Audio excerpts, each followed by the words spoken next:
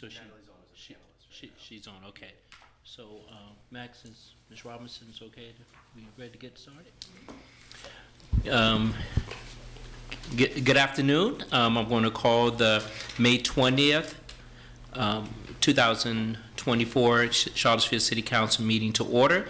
Ms. Robinson, will you please call the roll?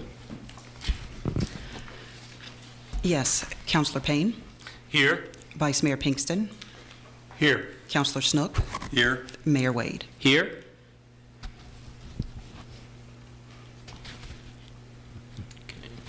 You So need a you- motion to Okay. bring in Councilor Oshrin? Just a moment.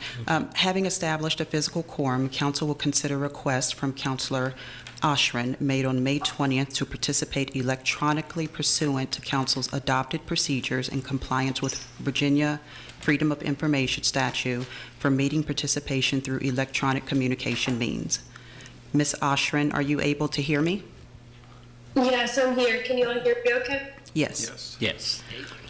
Ms. Oshrin, you noted in your request that you would prefer to participate remotely as you are recovering from sickness. For the record, would you please specify the nature of your request and your remote location? Sure. Yes, I am still ill and I don't want to spread that to anybody else. And I am joining from home.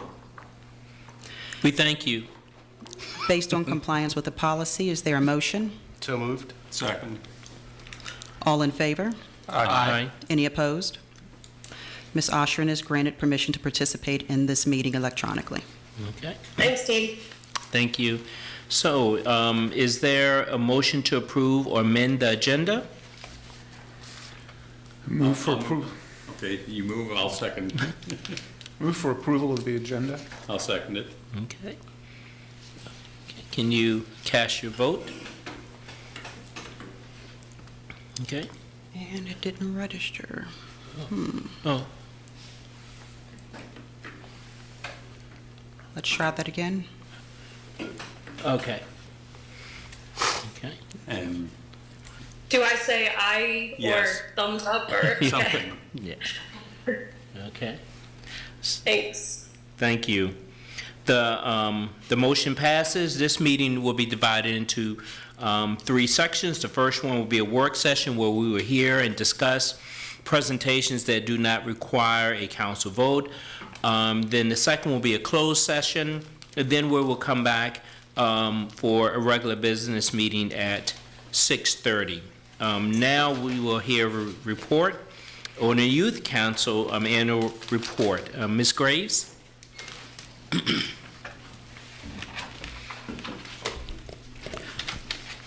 Good afternoon, Mayor and Council. Good afternoon. It's my honor and privilege to be here to introduce Youth Council. As you know, Youth Council is appointed by City Council to look into issues that are facing the young folks of Charlottesville today and be able to do some work to raise those issues, research those issues, and bring to you sort of what they've learned over the course of the year and any sort of recommendations that come from that research. So this year we were able to partner with UVA's Youth Next program, which I'll have them introduce themselves, to help facilitate this research journey to look into issues at Charlottesville High School and some changes that they've made over the course of this last year. So we also have 3 members, and hopefully the 4th will join shortly. We had a senior picnic today at Charlottesville High School, so there was a quick transition time to get here. So hopefully they'll be able to join shortly, but I'm going to go ahead and pass it over to the Youth Next staff, and then I'll let Youth Council introduce themselves and their presentation. Thank you. All right, thank you. Thanks, Misty. My name is Liz Nigro. I am a grad student at UVA. Myself, along with Olivia Burke, who is present, and Jessica Forrester, who could not be here, are the Youth Next representatives that helped the Youth Council with their project this year. We're really excited for them to both introduce themselves. Hopefully you'll learn a little bit about them personally and their stories through this presentation, and also a little bit about what is happening and their concerns within Charlottesville School. I will say I think this presentation is especially timely given the 70th year anniversary of Brown versus Board of Ed, which just passed last week. And without further ado, I'll pass it over to the Youth Council members to introduce themselves. Hello, I am Christopher Brochino, and I am a senior at CHS. Hi, my name is Josie Fishman, and I'm a senior at Charlottesville High School. Hi, my name is Nicole King, and I'm a junior at St. Anne's Belfield. And these wonderful people and I, we make up Youth Council. So Youth Council is a group of students from the Charlottesville schools who work on amplifying student and youth voice and pinpointing challenges that our peers may have and finding solutions to these challenges. So through previous projects, Youth Council has worked a lot with the middle school and helping with the hard transition made from elementary all the way, thank you, sorry, from the elementary all the way through high school. And for this year, Youth Council has started by brainstorming with anchor charts, and a simple question that we asked ourselves was, what frustrates you? And we found that we all shared similar frustrations for inequality, which helped us brainstorm our general essential question, which is, what is the link between segregation and education inequity in Charlottesville High School? Our second essential question was, how has educational segregation and inequality changed since the pandemic in Charlottesville? This was, we focused this on the redesign of Buford, the development of the gifted and programs and tracking systems through high school. So our data collection methods, we built upon the work of past youth councils, as well as interviews. We wanted to do some group focus groups, but we ran out of time. And our secondary data collection sources were newspapers and school board meetings and other online resources.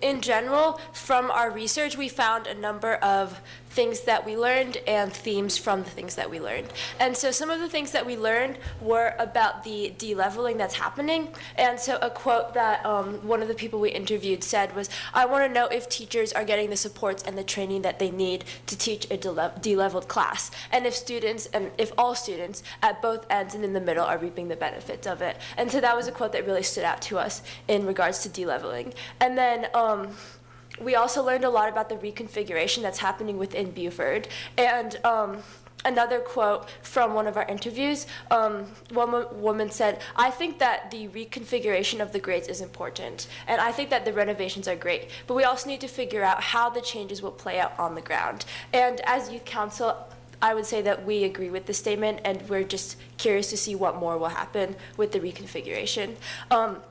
We also learned a lot about advocacy initiatives. They were things that a lot of the people we interviewed were really passionate about and really cared a lot about. One example of that is Brian from the Buck Squad.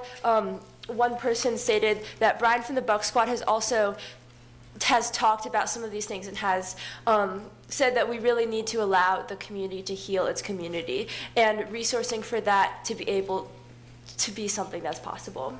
And then one last thing that we learned, or in a way did not learn, is that there's a lot of uncertainty about the reconstruction and the de-leveling in the school systems in Charlottesville. And one woman said, "So I feel like there's less about pushing for change than kind of wanting to see, like, is it working? And so it's less about what am I pushing for and more about, is this in the best service of the students and what's the outcome of it?" And as Youth Council, we agree, and we're really curious about sort of how these things are working and what are the results of the changes that we're making. And, sorry. And so moving on to some of the themes from the things that we found, the first one is that parents can take actionable steps towards equity.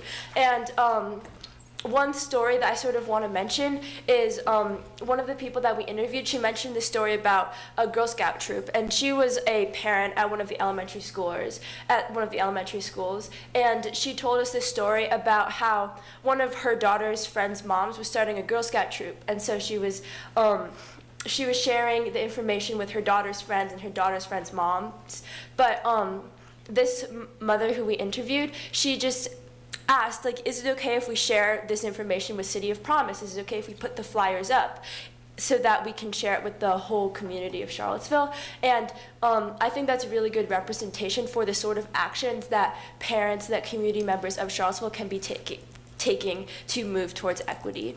And sort of adding on to that, another theme that we saw is the recognition of inequity. And one quote that we wanted to highlight that one of the people we interviewed said is underlining community and inequities that just get reproduced in the school. So sort of saying that through school, we sort of see a lot of inequities coming, and so we want to recognize that there are inequities and think about the solutions to that. And so that was one of the themes that we saw from that. And another theme that we saw is the importance of mental health resources, and a lot of the people that we interviewed were really passionate about bringing in more mental health resources into the Charlottesville City Schools. And the final theme that we saw is the importance of community, which I think that we all here are definitely fond of. But one parent said, it is really important for parents to recognize that although we are very much come from different walks of life in different places, even different countries, to the core of every human is the same thing. And so for our themes, that's sort of what we wanted to leave off with you all.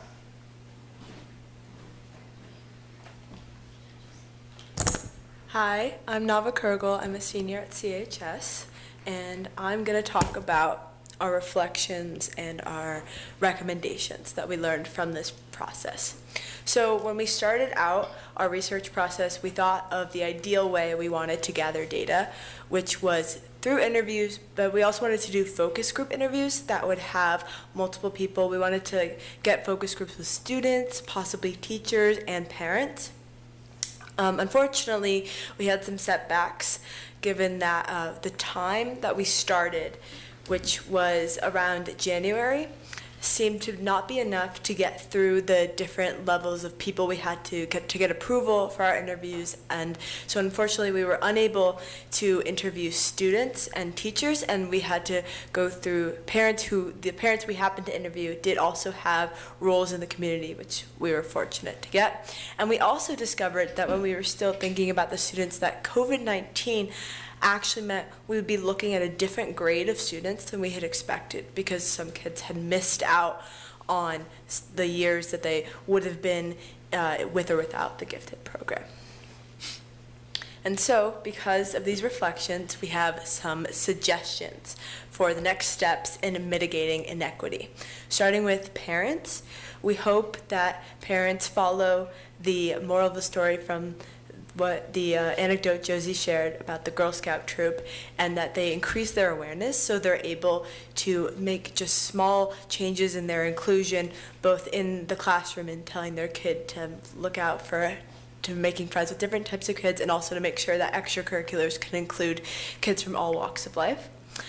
To school administrations, we recommend that mental health resources are made more widely known and made more accessible. For example, Region 10 is a great resource that the city of Charlottesville has, yet a lot of kids in high school and other schools don't know about it, and they don't know how they can use it to their advantage. So we hope that if we publicize it more, then kids will be able to get the benefit. And to the city, we recommend that you continue to share results of how these changes to the schools and curriculums are going to affect students, and not only because it's good to just keep a level of general transparency with the public, but it'll make it easier for future youth councils to do their research, and it'll make it easier for the community to reflect on what they need to do and how they can respond. And we also have some recommendations for next year's youth council, just to start earlier than us, so hopefully they don't have those same setbacks, and to be prepared to use multiple different research methods as we did, especially because that can make your findings all the more reliable, and to be open to change. Thank you so much. Any questions? Thank you. You guys rock. That was great. It was really good. So I know I had some questions, comments. I don't know. I just had one question to start off with. You mentioned de-leveling. Explain. Yeah, so de-leveling was the practice of making honors classes into opt-out. So instead of having these different tracks of grade level honors AP, to more shrink it into honors and AP. Okay, so what's the practical effect of de-leveling?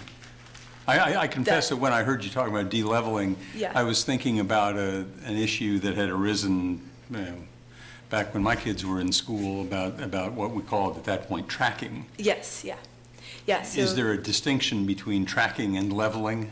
I think it's the same thing.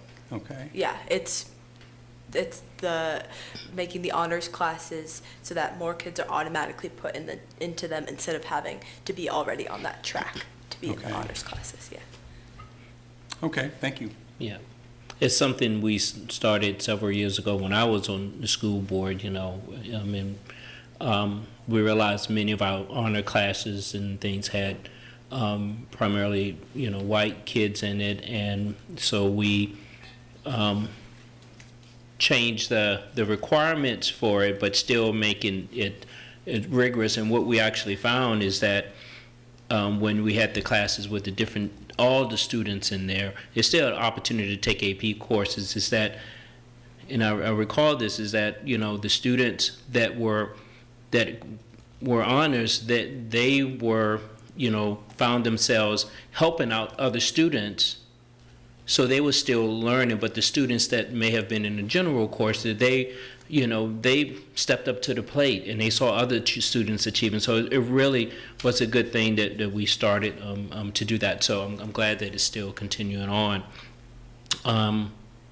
So, any other questions? Well, I just, my recollection, and now I guess I'm going to go back to when I was in high school, where the discussion was about specifically in English classes and history or social studies classes, that those were the places where it was felt that there was more advantage to be gained by making sure that we had a broader mix of both levels of competence and also just life experiences.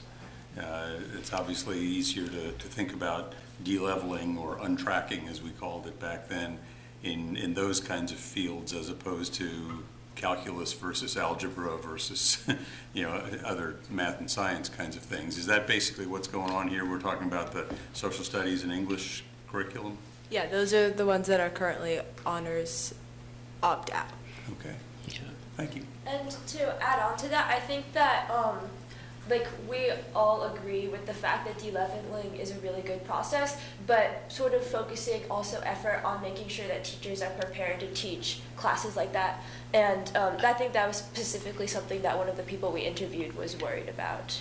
And that is so important, that the teachers have to understand how to teach in that environment. I know that when I was on the school board, Jennifer Horn was one of the first teachers that's doing it. I know she's doing it because her students are writing me now, you know, for different things, writing really well-written letters, and I'm finding myself have to, you know, respond and Gotta step up your game. Yes, I know it. yes. But anyway, yeah, that is, I love that recommendation. So I just wanted to chime in that these are some great recommendations and insight. Are you, have you made this presentation to the school board? We have not. Yeah, so you may not have the opportunity, but at least share the PowerPoint or the information with them, because this is good stuff, and they need to hear this. So Natalie, I'm glad that you came up. I'll get the rest of you all, but I want to give Natalie an opportunity if you want to say something. Yeah, first of all, thank you so much for the presentation. I can tell that you all have worked hard and hopefully learned a lot doing this. Are we gonna get a copy of the slides? They weren't in the packet. Can we get a copy of it? Absolutely. They Yeah. were sent to Kina and to Remy. Yeah, we've been, Okay. yeah. Okay, it might just be an update then. Great, thanks. My question was actually the definition about de-leveling as well. So thank you for asking that, Lloyd. Can you repeat again? I was taking notes, and so I missed. When you said you weren't able to do the interviews and focus groups with as many people as you wanted because you were limited by time, and and structure. What can you repeat again? Who were you able to interview, and then what were some of the structural things that you want, like the specific structural things that either were a problem or that you successfully navigated that you can leave as a path for next year's crew? Yeah, so we started out wanting to do the focus groups as our interviews, but then we were only able to do one-on-ones with 2 different parents. And we were not able to get interviews with students or teachers in the city schools because we were unable to get responses from the level that we needed to get approval for the interviews. Okay, and how were you able to find the parents? We were able to, we were researching different people that would have connections. So one of the parents we found through extensive, essentially Google searches, and the other parent we found because our helpful advisors already had a connection to her because she works at the education school. Okay, great. So ideally, you would have liked kind of a broader range of responses. Yeah. Okay, great. Thank you. Okay. Lloyd, were you finished? Yeah. Brian, do you have? Okay. Just one question. You mentioned throughout the presentation several times the lingering impacts of COVID-19. I'm curious whether through data or even just anecdotally, what are some of those impacts that are remaining? Is it a major impact with mental health, grades, all of the above, in addition to some of the challenges it presented for just the research methodology? Well, I think one of the main impacts that we still see a lot of is just having a gap in education. We were basically missed a year and a half of school, and we can really see the impacts of that in high school.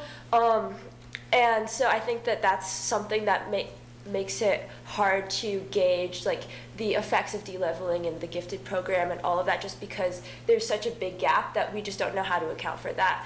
And in regards to mental health, I think that that's also a really big effect that happened from COVID-19, but I think that one's a little bit harder to see the direct effects of, just because it's more internalized and less put out on paper.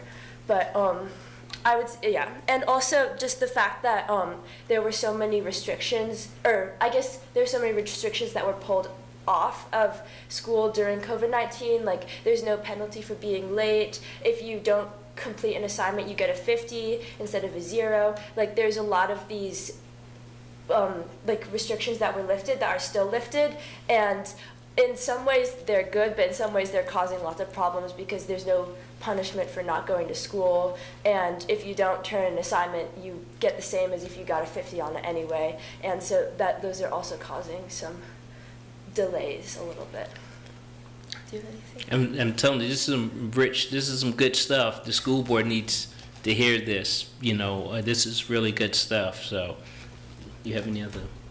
No other questions, but yeah, very, very interesting. I think just even that question alone is definitely worth a deep dive for what the impacts were and how we kind of still recover from it. So, but yeah, very informative, and thank you.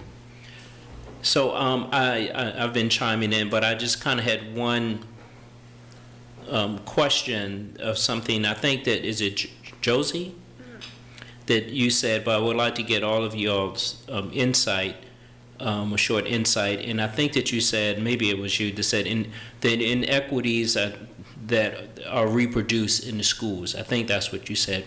I was wondering, what are your thoughts on that?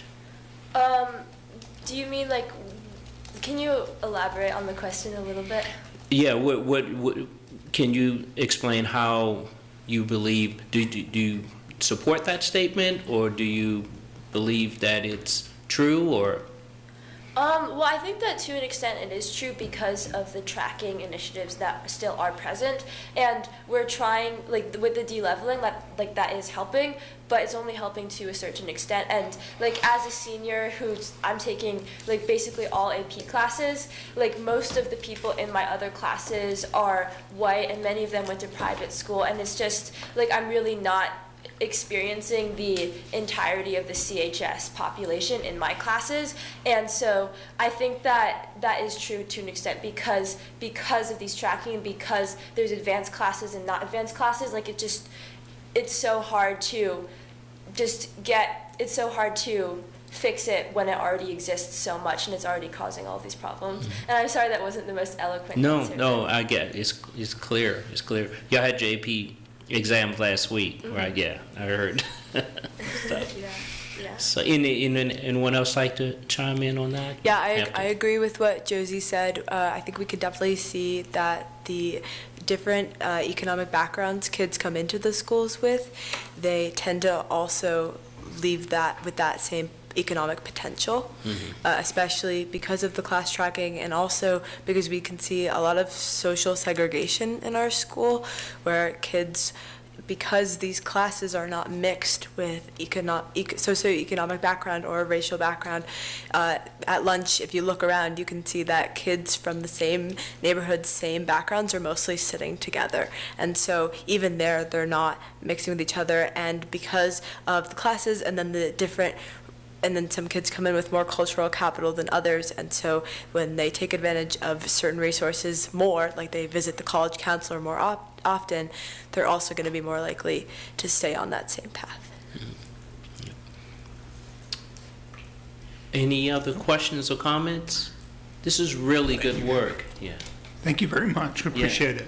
Thank you so much, Ms. D, for it. I was going to share that you should all be considering several applications that came through. These folks really did a nice job of like creating a flyer and trying to get the word about applying to the next cohort of youth council. So these two young folks are going to be moving on to college.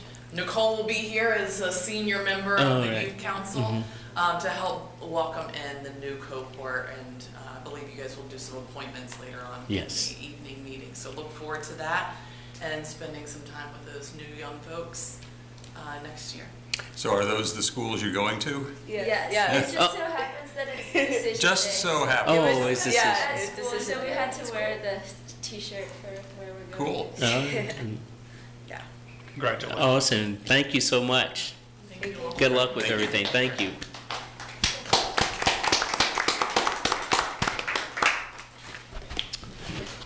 All right.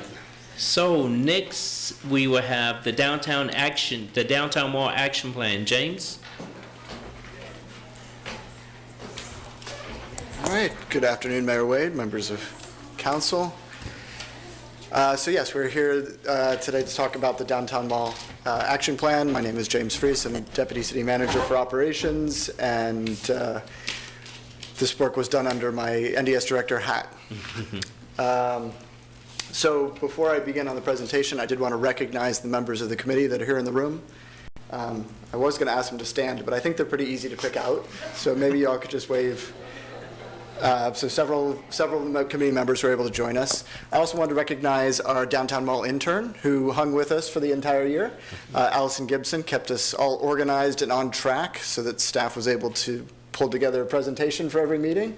And then she was the primary drafter of the action plan that you have in front of you. So very proud of the work that went into this project, and want to say that this committee was really just an excellent group of people to work with, very thoughtful, very engaged. Some very interesting conversations were had with this group of people about the downtown mall. So on that note, the committee was formed recognizing that the 50th anniversary of the downtown mall is approaching. The city manager directed us to start thinking about what does the next 50 years look like? What do we have to do to maintain the success of the mall? So preserve and protect that mall while also recognizing that the mall is going to need to change. It's going to need to evolve to meet not only our current needs, but needs of the future. The committee was formed from a diverse array of stakeholders and charged with expressing the values of the city that should help guide the decision-making that the city makes on those changes to the mall and help us to prioritize what actions we take. The lead designer of the mall back back in the 70s was landscape architect Lawrence Halprin. And I, with each meeting, shared this quote with folks because I thought it really embodied in a lot of ways what we were talking about, because what Halprin really anticipated at the time is that the mall would be a place for all of the city's people to gather. And to be successful, it had to continue to offer a platform that would be welcoming to everybody, but also recognizing that in order to be welcoming to everybody, that it would need to change, that there would be a changing degree of activities, events, uses on the mall, and that we needed to recognize that. You know, a perfect example of that is that the original mall was not conceived with cafe spaces, but those came to be a significant aspect of the mall that we have today and part of its success. So this is the overall schedule that we were working from with the committee forming and doing their work, and then moving forward, preparing this plan, preparing what we anticipate will be a series of studies and tasks, a creation of a new maintenance program for the mall, and ultimately carrying us forward through to the next 50 years. Committee itself met monthly. This involved both a staff meeting where staff got together and prepared the materials that we were going to present at that meeting to help create a space for discussion. And then the committee met and discussed each one of these issues that's shown up here on the slide. So we had meetings devoted to trees and fountains, lighting, transportation and parking, seating in the cafes, a lot of different topics over the course of about a year. So the plan itself is a plan for respecting and protecting the essential design features of the mall. So that's the historic aspect, the historic, what's been recognized now as a historic feature, while also recognizing and a plan for evolving it to meet the needs of the present and the future. We identified in the report 3 significant themes that came up repeatedly throughout the conversations with the mall. One is that the mall should be a welcoming space, that the invitation to the mall should be to everyone who lives and visits Charlottesville, not just specific demographics. That a feeling of safety is a fundamental attribute of the mall, and important to achieving that welcoming environment. And it's a feeling of safety. It's recognizing that safety is more than just a set of dry numbers. It is also how people feel when they're in the mall, and also the accessibility of the mall. Do people feel safe getting to the mall? That's also looking at transportation infrastructure around the mall. And then also that the process going forward as we dig deeper into potential changes to the mall should happen within a collaborative environment, that we need to continue to engage the various stakeholders in the mall, whether that's businesses and property owners or users of the mall, residents within the area, that there needs to be an ongoing system of engagement so that we're continuing to check in on what people want to see and what the needs are relative to the mall.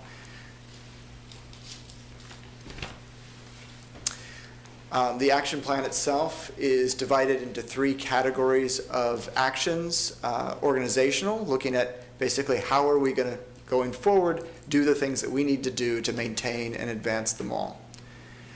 Programming related to, it says here, the social, physical, and psychological well-being of the residents. But basically, how are we using the mall? How are we making sure that people, when they arrive at the mall, are safe?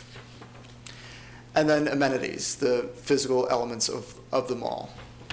How do we maintain them? How do we enhance them over time? A foundational element of those action items was the management structure itself. The idea that there has to be a management structure within the city that places the management of the mall in one place, where the vision of the mall as both a community gathering space and as an economic driver of the city, that those visions are driving the decisions that we then make around maintenance, around capital investments, and so on. So this is envisioned as including both dedicated staff, a defined maintenance plan and associated budget, and then capital investments. And those are the types of capital investments we're thinking about are outlined further within the plan. And then what I wanted to highlight here is just what were identified as the 4 highest priority items. So in their last meeting, we asked the committee to prioritize all of the action items within the plan. And these were the 4 that kind of rose to the top. The first of those is creating a consistent presence of staff on the mall to enhance cleanliness and safety for all users. Now, this can be represented within police or within an ambassadors program. There's any number of different ways this can happen, but one of the things that we discussed is that consistency is important.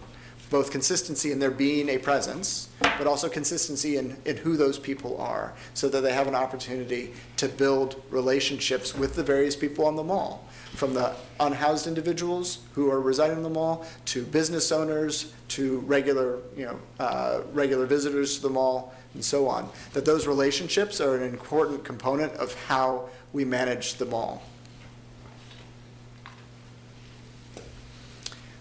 Then the second item that was identified, and these aren't in any particular order, but the second of the 4 items that were identified as priorities was implementing the proposed tree management plan. Some really excellent work has been done to date on a plan for ultimately maintaining and replacing the trees on the mall as they reach the end of their lives.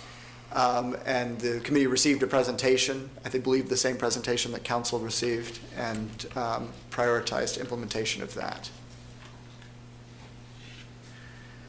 Another item was creating a plan for safety and aesthetic lighting of the downtown mall, and creating guidelines for current and future lighting. So the guidelines aspect of that is thinking about the private side of the lighting on the mall, how do different property owners, shops, light their spaces, light the area in front of their spaces, and how that contributes to the mall. The plan part is looking at our public lighting plan and how that can be enhanced, both for safety, particularly on the entrances to the mall, where the streets or the entranceways of the mall tend to be darker than the mall itself, and that presents a potential concern, safety issue, but also aesthetic, and that there's a lot of opportunities for things to enhance the nighttime appeal, particularly in the fall, spring, winter, when it's darker earlier. And the last item is reimagining the outdoor cafe spaces. So the committee did not feel that we should be removing the cafe spaces, right? There's some discussion in that space in the broader community that the cafe spaces have come to dominate the mall, but overall the sense was that we should retain these cafe spaces, that they serve a lot of value in activating the mall. But there was also a fair amount of conversation about how they could be used differently. Maybe some of them could be made available as open public seating when they're not otherwise in use by the restaurant. Maybe some of them could be captured and leased out for small events. Other ways of allowing people to otherwise engage with the mall other than coming for lunch or dinner.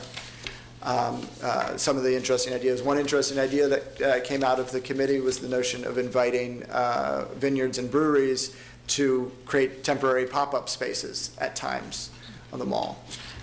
So lots of interesting ideas of how these spaces could be used we could diversify the uses of these cafe spaces. So going forward, the big conversation will be as part of next year's budget, thinking about how we incorporate these ideas around management of the mall space and creating dedicated staffing, incorporating that into the proposed budget for next year. But even in the meantime, there's a lot of opportunities to advance these various action items, particularly with our various partners on the mall, Friends of Downtown in particular, but other organizations I'm sure as well. And then with that, happy to take any questions. Yeah, I appreciate this, and it's exciting to me that I know I've heard lots of, when I first ran in 2019, excuse me, there was a lot of concern by the business owners and others on the downtown mall, just in terms of its maintenance and so forth. So it's really great to see that it's taken a bit of time, but there's been consistent focus to actually come up with what seems to me to be a good plan. Is it fair to say, so this is broken into organizational, programming, and amenities? Is that the three? Yep. And what you gave us were the kind of, Those were the 4 priority items that Okay. came out of the committee. I didn't feel like it was necessary to Yeah, to sure, go through every sure. single action item within the yeah, plan, but. that's on page 12 of the, Yeah. yeah, and so I guess going forward, you mentioned the fact of the budget. Yeah. Obviously, money will need to be allocated to assist with these things, but will the committee's work continue? So the committee at this point in time, they had a defined task. It was to work with us and discuss these issues with us over the course of that year, meeting monthly, and then it ends with their final meeting was to discuss the draft action plan and then prioritize the actions identified within it. It doesn't mean that we wouldn't necessarily consider the idea of an ongoing or permanent downtown mall committee. That was something that was talked about. But at this point in time, the intention here was to have really just a defined period of time. Yeah, I can appreciate that. Yeah. There's always the tendency to, when you go through a process or a project like this and you have a set of recommendations for it to sort of sit on a shelf. Right. And I'm confident that won't happen given the folks involved, but I would suggest or think that there might be value in having regular check-ins with the stakeholders, I don't know, once a quarter or something, like, this is what we're working on, this is what's going on. And I know that I would appreciate, once a quarter, maybe just even if it's just an email, like, these are the priorities, these are things we've been working on, kind of like we get with the transportation plan from Mr. Chambers. I think that would be helpful for me. Yeah. And I appreciate that concern. Yes, it's very easy for things to kind of drop away, and that's one of the reasons for there being a dedicated staff person. I mean, the downtown mall is a kind of an amenity like no other, not only within Charlottesville, but really nationally. There's very few places, successful places like what Charlottesville has, but we are also recognizing that that's going to require ongoing work, and so the notion there is that let's create a position that's really dedicated towards the ongoing maintenance and evolution and kind of moving the ball on what happens in the mall. Do you have a staff member sort of in mind, or is this will be required, like a new FTE as part of next year's That's a budget? discussion that I'm sure Okay. we'll be having going forward, but the idea is to establish it within an existing department or division Okay. office. Yeah. Well, I think it's great that we have a person focused on this because it needs the attention for sure. Thank you. Okay. I'm going to get Natalie and then Lloyd out. Okay. Natalie, do you have any questions or comments? Thanks. Yeah, it's so weird being so big on the screen for you all. I'm sorry about that. Yeah. So I've got a couple questions. For the outdoor cafe spaces, can you go over how they're currently leased and operated, or what are the current general guidelines for how the restaurants are able to stake their space, and what do they have to do to maintain it? Yeah, so there is basically an annual lease agreement. So there's an annual lease agreement. Each restaurant basically is able to hold on to their space.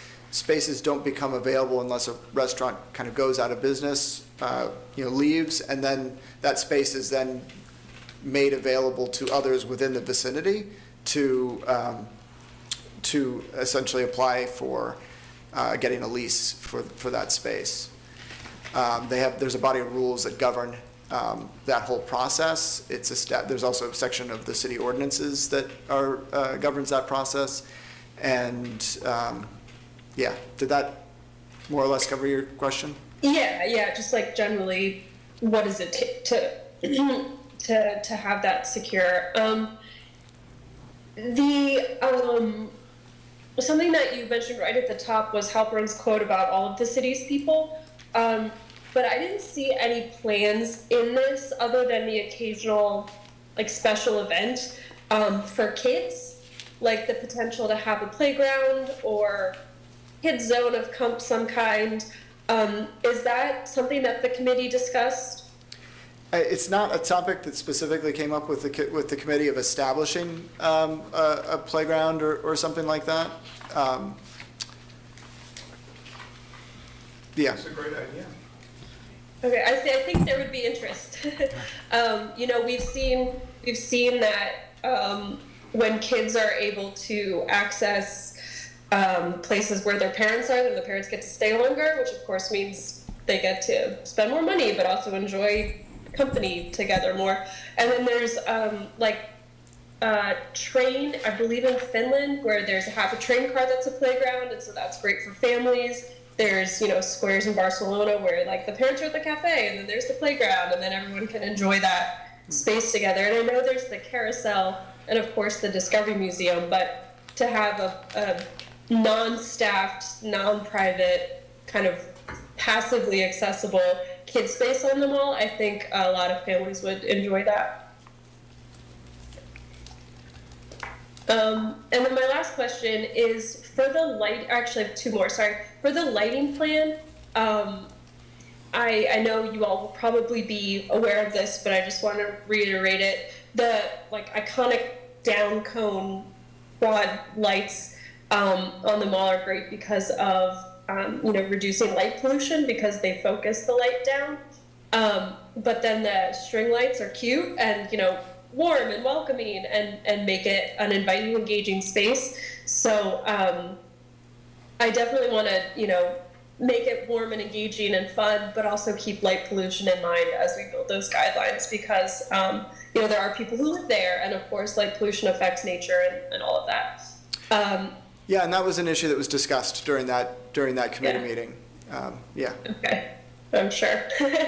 I know you all are thoughtful. And then the last question is kind of expanding on what Brian was talking about what happens next. Like, do we have to wait till next year to have that staff person to see these like lighting guidelines happen, or is someone going to start working on those before next year? I don't believe we need to wait until next year now. So. Okay. Yeah. Okay. Good to hear. Thank you. I'm going to start with Michael and then, you know. Sure. A few questions from the recommendations in the report. One of them related to seating on the downtown mall and a recommendation to add additional seating. That's obviously a debate that's gone on for years. My understanding is there's a number of seating that have been in storage for a number of years. I don't know if that's still the case. Is there any plan to actually put additional seating on the downtown mall at this point? That's one of the ideas that's identified within the plan that's kind of part of how you make it a more welcoming space, right?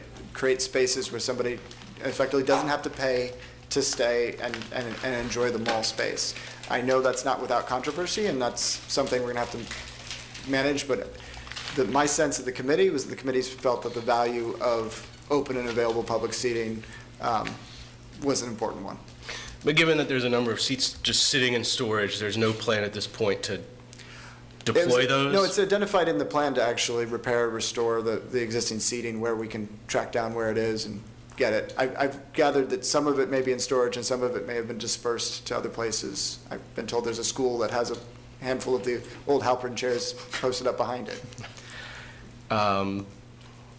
The other question, the recommendation to update the BAR guidelines and regulations applicable to the downtown mall, is there an existing timeline for that I'm not being gonna- initiated and being completed? There's not at this point in time, no. Yeah. I think it's an important issue, but we don't have a timeline for it right now. Yeah, and that's fair, understand. I'll just say I feel like in terms of our guidelines, balancing this national historic resource with growth, I don't think have struck the balance yet at this point. And I think we're going to see a lot of tensions over the coming years that maybe people will be surprised by. But another question relates to the side crossings and making them safer, more accessible for pedestrians. Is there yet any plan for what that means in specifics? No, this plan really at this level is high level. One of the things that we talked about in the context of that, though, is particularly, you guys have heard me say this before, when we're talking about issues of safety, I tend to lean towards, can we move quickly and inexpensively, and then come back later with something that's more permanent? What can we pilot? What can we do as a quick build project? And I think that's something we would also explore in this space, is what are things that we can try out and get feedback on? What are ideas we can explore, get responses from the community, see what's working, and then kind of go with what works before we make big, significant investments in those spaces. Yeah, fair, and again, understand. Looking at this afternoon, I was reminded again, the 2nd Street crossing, I think, was completely bricked only for pedestrians until the 90s, and it was 2006 that the 4th Street crossing was de-pedestrianized and made for cars. Of course, 4th Street is also the site of a terrorist attack and the site of an event of national significance, and is just for normal vehicular travel at this point, which I think is odd. But that aside, I think it could be, if it's too scary to have that conversation, at least maybe in programming, think about what would it, potentially closing off some of those streets for events on a monthly basis or something like that. I think that could be interesting to kind of, and I think it would help the safety there as well. The final question is with the fountains. Is there any plan for how to move forward with the situation with the fountains at this point?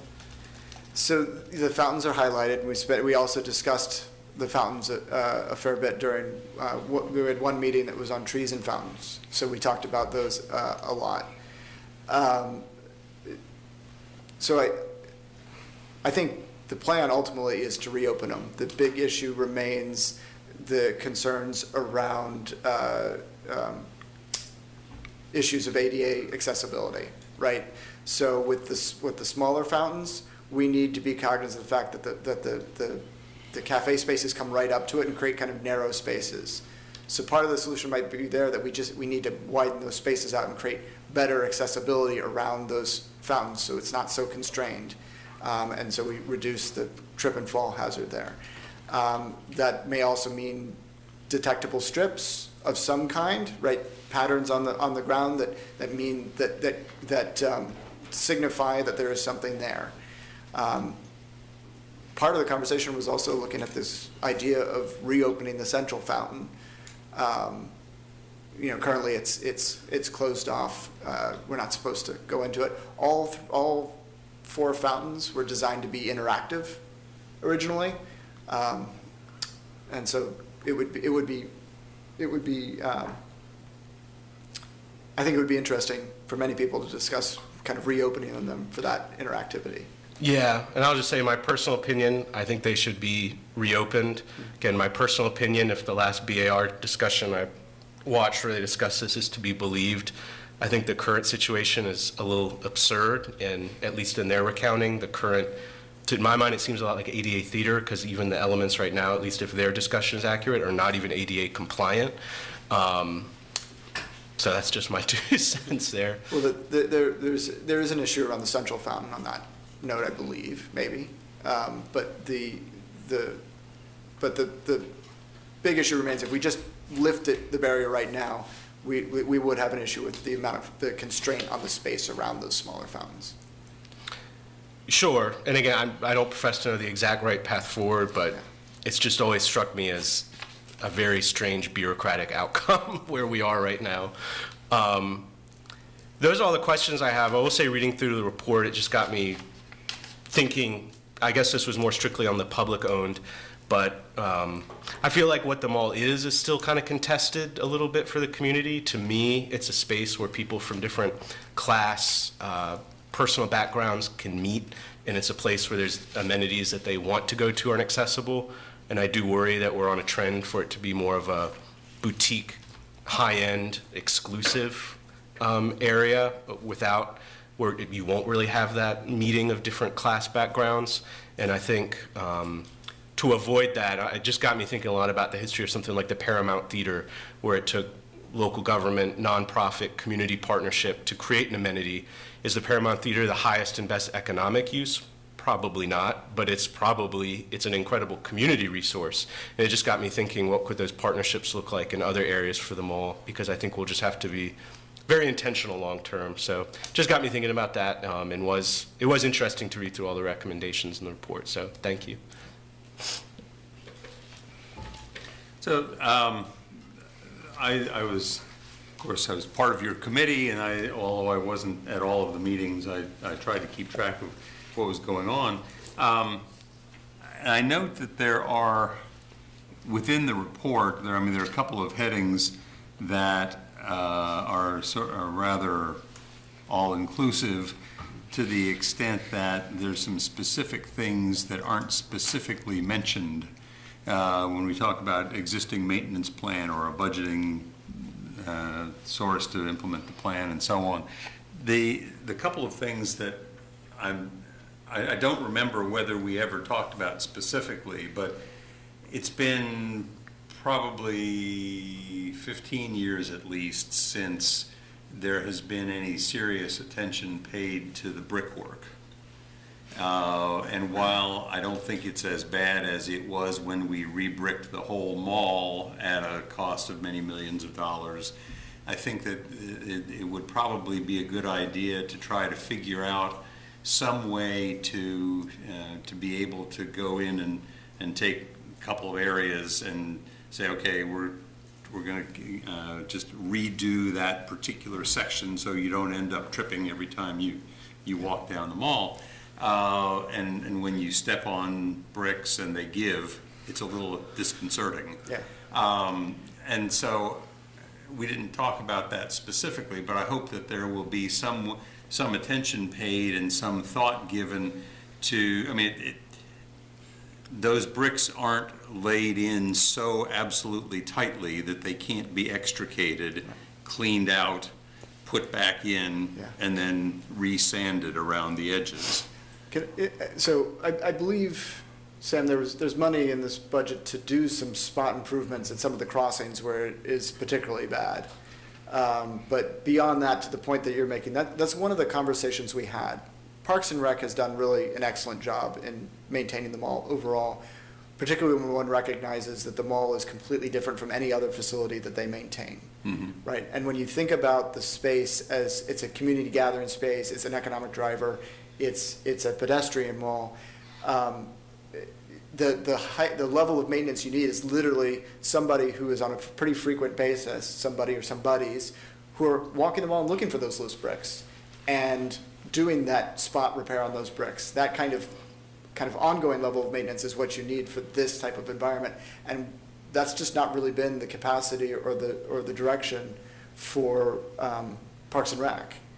And so that's part of what we're looking at when we're thinking about the idea that we need a dedicated entity that's looking at this mall from that perspective and applying that vision of what the mall is to a maintenance program. Last summer, I was talking with some folks associated with Friends Downtown Charlottesville about the question of whether either they or the city and they together in some way could basically get somebody to have it as their job to go around and reseat the bricks as they pop up. And for various reasons, that conversation never got finished, but I think there may well be some significant interest from the merchants for other people's money that we might allocate in that way. And I'll just note, part of the reason that I'm hesitant to talk about kind of how this fits into the budget is I think we do need to be exploring other options other than just straight up City of Charlottesville general fund. Right, absolutely. Yeah. And in part because one of the things that was suggested many years ago, which the city decided not to do, was to have a slightly higher tax structure for downtown to be able to fund those kinds of things. Right. And we decided not to do that, but that doesn't mean there's not the need. And so if the businesses downtown are willing to, in a sense, tax themselves to do that, that could well be a great way to go about it. The other thing, we've talked about the trees, and I know that the report talks about implementing a tree plan, but I don't think it really describes what the tree plan is. Well, that's a separate report. TBD. No, it's in the works. It was already presented. You all got a presentation, we had a presentation at the final committee meeting. I think it's still in the works at this point in time. I don't think it's done yet. Right. But at least based on what they saw, they prioritized implementing that work when it's complete. And then, related to a lot of the other discussions about, the water and sort of, related to the trees in particular, the question came up about the constant problem of, as the trees grow, they put more pressure on the surrounding brick areas, and how that's all going to get resolved. I'm just wondering, have we given any thought to, assuming that at some point we say, okay, the willow oaks have reached the end of their useful life, we're going to have some kind of a program of replacing them and so on. Necessarily, they will go back, necessarily a smaller tree will go into the space that is being vacated by a larger tree. And in many cases, we've already cut the metal grate around that in a way that is now all of a sudden not the right size. Yeah. And I'm just thinking about all of the different problems that are associated with it. When I think somebody pointed out that when after 30 years or something, people looked around and said, "My goodness, we never thought these oaks were going to last this long. They're going to get this big," and now here they are. Yeah, I have to defer to that tree plan and the expertise of those folks. I know that they are thinking about those issues that you're describing. In their presentation, they actually talked about the problematic aspects of those grates that we put in, because there's a number of cases where the trees have kind of grown into those metal grates, and that's now damaging the trees themselves. It's an important aspect of how that management and replacement strategy goes forward. I don't have a good answer to it right now, but they will. I raise it now not because I expect an answer right now, but to highlight the problem. Absolutely. Anyway, I think that the health of the downtown mall is absolutely vital. The physical health is absolutely vital. And I was reminded of this past weekend that we spent in Champaign, which we were in a hotel that had been on a pedestrian downtown mall that was put in about 2002, and it failed. Wow. And they had to remove it. And so the hotel is still there, but basically what happened, as I understand it, was that the businesses that were on the newly pedestrianized mall just kept going downhill, and they weren't being replaced. And one of the things that we've learned in Charlottesville over the last 40-some years is that keeping the downtown mall happy and healthy is an expensive proposition, and it's a proposition that we have to renew our commitment to every year. And if we take a year off, or if we cut the budget, as so often happens, we cut the maintenance budget when things get tight, that has costs. Thank you. I just had a couple of comments. I was going to chime in what Lloyd said about, when we visited Champaign-Urbana this weekend, that, what we have here with the downtown mall is a jewel. Many cities would die to have that. And so it is something that I want to continue to make sure that it's open. And I'm going to sound like I might be on my campaign speech again, but I really think that we can do something to the mall. And we talked about ambassadors. I think we can have youth ambassadors, because now that the summer is here, it's going to be a lot more youth with nothing to do. They're going to be on the mall. Or somehow we can, pay them or have them to be the ambassadors to help people out, maybe need help or something to help maybe clean up the mall if they see paper or whatever down.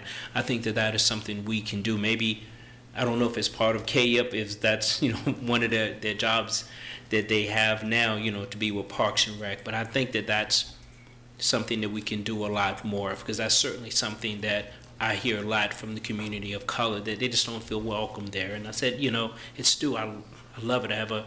Was there this morning, for it starting at 7 for a few hours to meet with individuals. I'm a walk-in meeting there tomorrow to meet people there. So it's just a wonderful space to see pretty much everyone in the community. And the history is phenomenal. I think the Historical Society, they're giving different tours of the mall. And I've been doing that. I'm learning about that building was the first to have the silent movie, and this one, and to have a photography. So it's really unique, these different buildings, the history that they have. But we want to continue to make it open to all. And I'm glad we're having a discussion about the benches. And I know the conversation about the unhoused on the community, and on the downtown mall, and that's something that we need to continue to have discussion on as council and as a community, how we're going to deal with it. And I know that we're continuing looking at long-term solutions, and it's just going to take a lot of work to do that.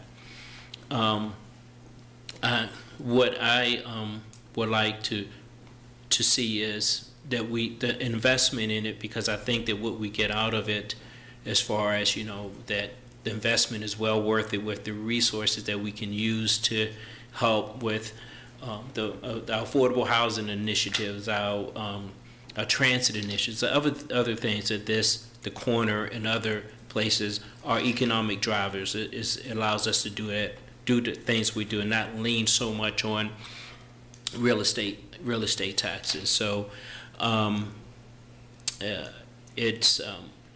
constantly talking to classes about the downtown mall, graduate classes doing a really in-depth study on it now, but I also talk to grade school students on, because it's of an interest to them, because it's a place where that everyone kind of knows about. So very good study. I'm happy with it. I know that there's still some more work to do, but I would like to see more information on what we can do to get the youth involved. I know that a lot of them use the Discovery Museum, the carousel there, but it's a lot of families that come to the mall, and for some things that we can do to have them engage, not just like at Christmas time for the trolley, The Santa trolley. the Santa trolley, and other things. I love the trolley. Yes, It's real. not got an electric trolley, Oh, no. You don't have to inhale all the Fumes that's going down, yes.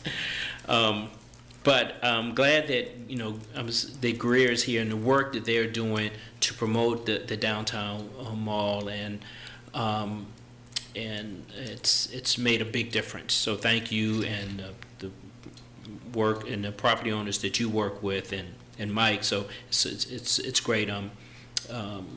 The future is really bright, but we have to continue to support it, put resources into it, so that it can stay the jewel that it is. So,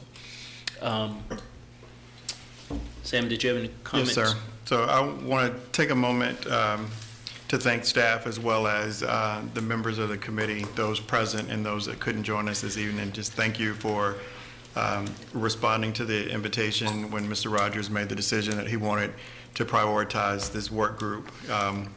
James and I both looked at each other and said, yeah, we get the responsibility for leading this, and I then made James do it.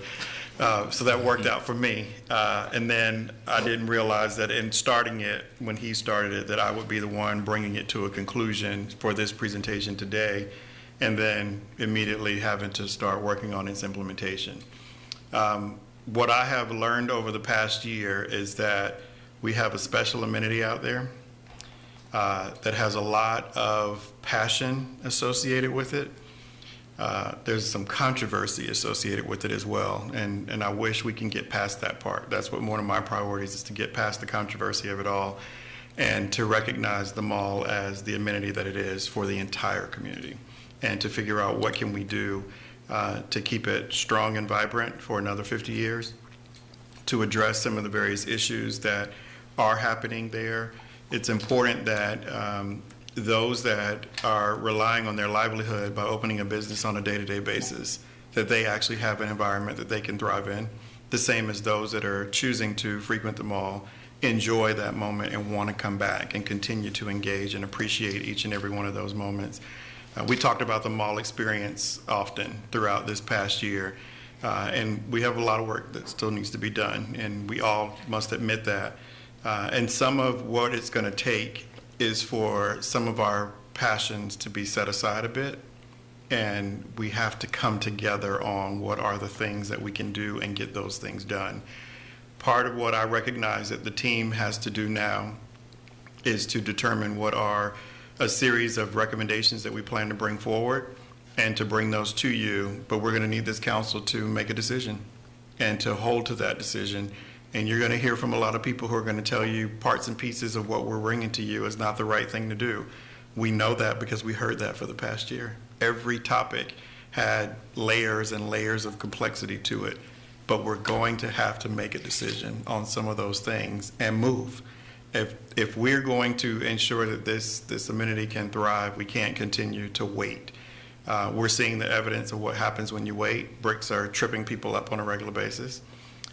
We have had people fall into the fountain as well, in one of the fountains at least, and into the tree well. We have to be cognizant of those things, because if we don't pay attention to those things, we will pay for those things later on when we get lawsuits and other things that come. It's my job to tell you that. We have to make sure that we prioritize what are the things that are just going to make it the special amenity that it is, so that other communities will continue to come here and say, I wish I had that. I desperately want that. I know a few places that wish they had what we already have, and would take it in a heartbeat. So there's a lot of work to be done, and there probably is some significant conversation that we're going to have about options, and we'll bring those options forward. But when we get through that particular conversation, we're going to follow that up with a request for action. And it's going to cost, and I'm telling you that up front. In order for us to invest in an amenity and to prioritize it, we're going to have to spend money on it. And it's been here for 50 years. It's due. It's overdue for us to do some things that are important for us to ensure that we can really enjoy what it is that we have today. Agree. Pardon me, Councilor Oshrin has her hand raised. Oh, I'm sorry. Yeah, hey, Natalie. Yeah. Great. Thanks. Sorry, I wanted to follow up on a couple of things that people have said, and also something that I realized I wanted to mention earlier. The first is that I wanted to applaud the couple of points about bringing more people to the mall via public transportation and bike ped access. I just wanted to give kudos there. I'm glad that those were included in the report. And then I also wanted to draw everyone's attention to page 11 of the report. This is page 16 of the total packet, because I echo the sentiments of Councilor Payne about how it's odd that we still have car access over 4th Street, but I also want to expand that to 2nd Street. As you can see, and this kind of echoes what Councilor Schnook was saying, you can see that the left photo shows the pedestrian crossing on 1st Street, the right photo shows the car crossing on 2nd Street, and how much more damage and maintenance 2nd Street has and is going to require. And if the only difference there is cars, then we can see how the continued allowance of car traffic over the mall is going to increase our maintenance bill long term. There's large patches and broken areas, and on the cart crossing, and there's a pretty smooth looking nice mall on the left where it's just pedestrians. So I did want to point that out as well. And when it comes to supporting closing car crossings, I would be in favor, leaning towards that, both for practical and for kind of historic, moral reasons. Can I just note that this was a topic that was discussed at length on the committee, and the committee ultimately decided not to make that recommendation. I don't think they took it off the table either, But there were a lot of conversations around how the businesses and people who are accessing the mall do make use of those crossings. So it's a challenging issue. And then I also want to note, we did have a study done of the crossings in terms of the brick material. And the problem there is not necessarily that vehicles are crossing. Bricks can support vehicles very well. The problem is that they were not properly installed in the first place. And so they have deteriorated under the car wear and tear at that point. And so when we do the projects that have been funded, they will be able to handle vehicular traffic. So I just wanted to note those couple of things. Yeah. Yeah, well, if and when that topic comes up, again, to council, I'll probably lean towards closing, especially since even though these might not have been installed with car traffic in mind, you can still see, like now here's maintenance that we have to go back and do because of the cars. So even if there's the potential that they wouldn't be this damaged in the future, they are now because of cars, which is going to require an investment. And then the last thing is that what I like and love and care so much about the mall is that it gives a sense of place. You visit other communities and you're kind of just one street or one stroad bleeds into another, and you're kind of, the neighborhoods don't have a definition, and the mall gives you a sense of there's a there. It gives something that other things can be based off of. It feels cohesive, and it feels like a complete area. And so I think that's something that's an important quality to the mall, is it has a strong sense of place that the rest of our city is based off of, which I think is important. So thank you again for the presentation and all the considerations. Can I just follow up on one thing that Natalie said? It occurs to me that one of the problems with the 2nd Street crossing, unlike the 4th Street crossing, the 2nd Street crossing has buses on a regular basis crossing there.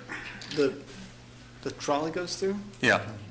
And if we're going to move to heavier buses because we're going to have more different kinds of buses and batteries and so on, I wonder whether the structure underneath is going to need some attention. Sure.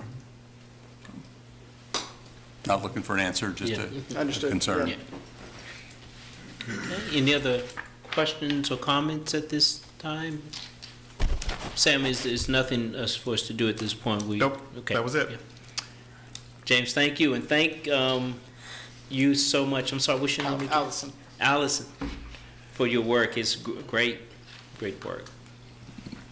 Okay. So Thank we're you all. going to close and go into closed session? Yes, I have a motion to that effect.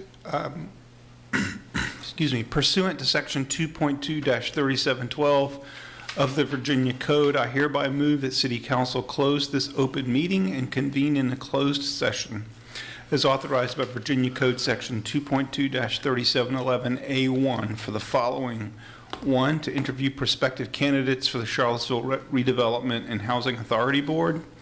And 2, discussion and consideration of prospective candidates for appointment to the following boards, commissions, and councils: Albemarle County Regional Jail Authority Board, Board of Architectural Review, Charlottesville Redevelopment and Housing Authority Board, Historic Resources Committee, Jefferson Area Board for Aging Advisory Council, Local Board of Building Code Appeals, Piedmont Family YMCA Board of Directors, Piedmont Virginia Community College Board, Retirement Commission, Sister Cities Commission, Social Services Advisory Board, Towing Advisory Board, and the Youth Council. Second? Okay. Can we vote? Okay, we are now in closed session. We will, are we at Natalie? Yes. So Natalie gave a thumbs up. She gave it a thumbs up. We'll return at 6:30. Aye. Yeah, with a different link. Thank you very much.